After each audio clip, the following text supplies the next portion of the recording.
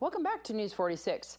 The medical marijuana dispensary on Basin Avenue, called the Grove Wellness Center, held an open house recently. The Grove is actually the newest medical marijuana dispensary here in Nye County. We're actually the only one in Nye County, the first legal medical marijuana dispensary. The Grove is going to be an all-organic dispensary. All of our medicine is strictly going to be used with no pesticides. Strictly everything is organic, very natural. We have other locations in the valley as well. We have one in Clark County, another dispensary. We also have a cultivation and a production facility as well that we're ready to develop. What's the difference between cultivation, production, and dispensaries? Okay.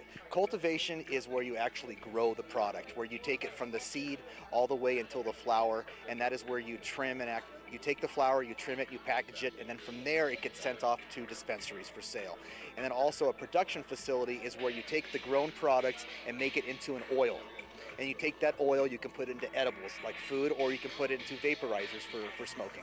And so your facility right here off of Basin Avenue is going to be the only location where people who are holding those medical cards can come and get edibles or just the actual product itself? Yes, we are going to be the only facility where they can come and they can buy flour for smoking, they can buy edibles for eating, they can buy oils as well to put in their own product or to smoke themselves. We're going to have pretty much every different device way to ingest the cannabis. And you also have experienced people that are trained here that can help people pick out what's best for them and yes. What type of product would more suit what they're looking for. Exactly, yes. We're going to carry approximately 20 or so strains in our dispensary. And there's three main categories. There's sativa, there's indica, and there's hybrid. Each one for a different medical condition. And so what we'll have is employees called bud tenders that will come out and actually speak to you and learn personally what you need and what your body's looking for and kind of lead you in that right direction on what product is to try. And then talk a little bit about them being organic, because that's really important, isn't it? Organic is very, very important, and that's the direction that society is going now, is in that green organic direction. And what's very important is that there's no pesticides in there. It's strictly water, the nutrients that are in the actual soil itself, and the plant. That's all that's going on the plant itself. Nothing, no pesticides, no other types of what's the word? Anything, poisons or anything like that.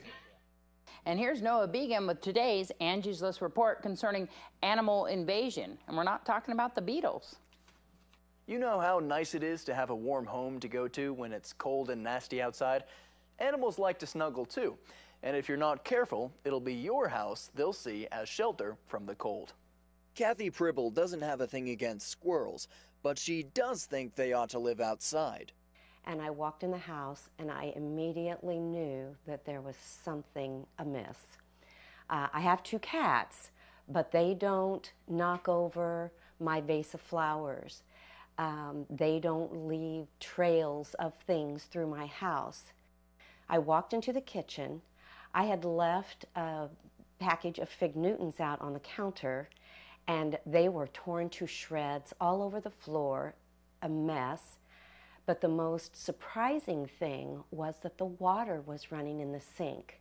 So somehow this creature, which I later found to be a squirrel, had turned on the water faucet and left. If animals invade your house, you have a couple of options. One, you can call an animal control expert to extract it, or two, you can try to contain the critter yourself. I dusted, ran the sweeper in the TV room, and then I was ready to tackle the Fig Newtons on the floor in the kitchen. And as I left this room, I looked back, and the pillows, these right here, one happened to be kind of like cockeyed. And I decided I was going to go over and straighten it. And when I lifted up the pillow, I could see a squirrel asleep underneath the pillow, and I thought I was going to have a heart attack. Every year, animal control experts say there are home invasions from bugs, raccoons, mice, squirrels, and even bats and snakes.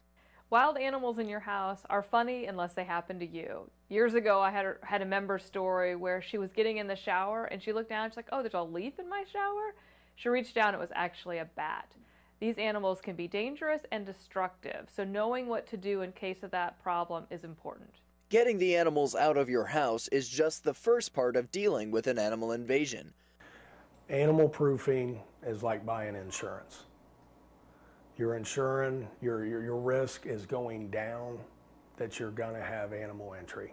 Once animals get in, they're gonna make a mess, and it costs a lot to clean up. So in the long run, buying insurance for your home pays. Animals can be really clever about finding ways into your home. The tiniest of holes may be enough for them. Some of the common entry points we do see is the roof line of the house, where the animal can tear the wood back and enter the attic. Also soffits, crawl space vents, any weak place on the structure that they can enter. Tribble counts herself lucky there wasn't more damage to deal with.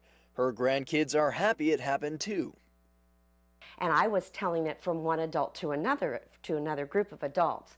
But evidently Luke had been listening very carefully off in the corner, because it wasn't much later and he said, "Grandma, tell that squirrel story again." So I sat down with Luke and I tried to make it childish so that he could understand all the parts, and I told the story again.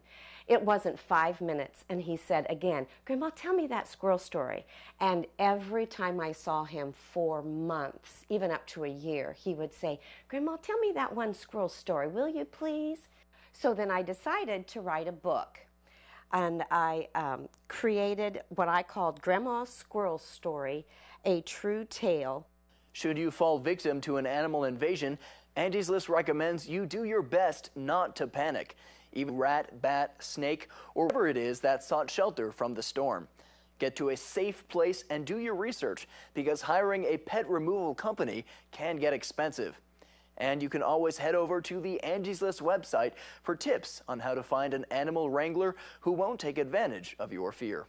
I'm Noah Began for News 46.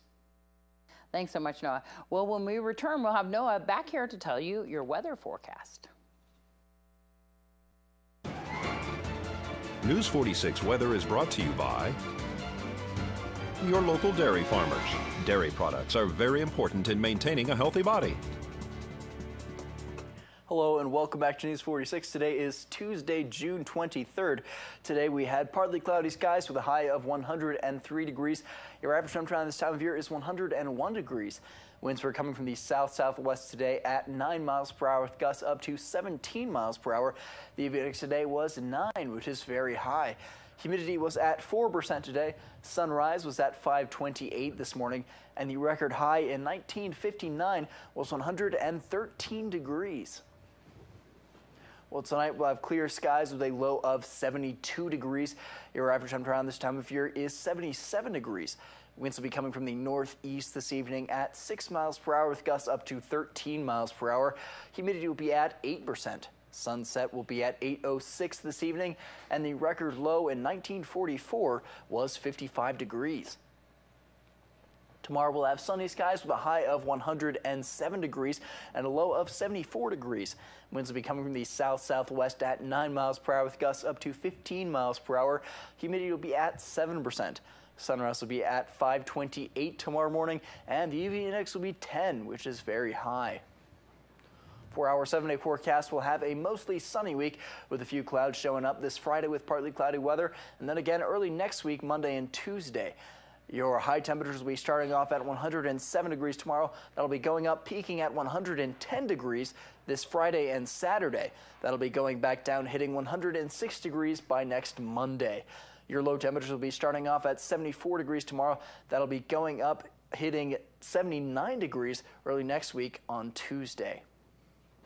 Thanks so much, Noah. Well, that's going to do it for this edition of News 46. From everyone up here at KPVM-TV and KA's Country Radio 95.9, have a great night. We'll see you back here tomorrow.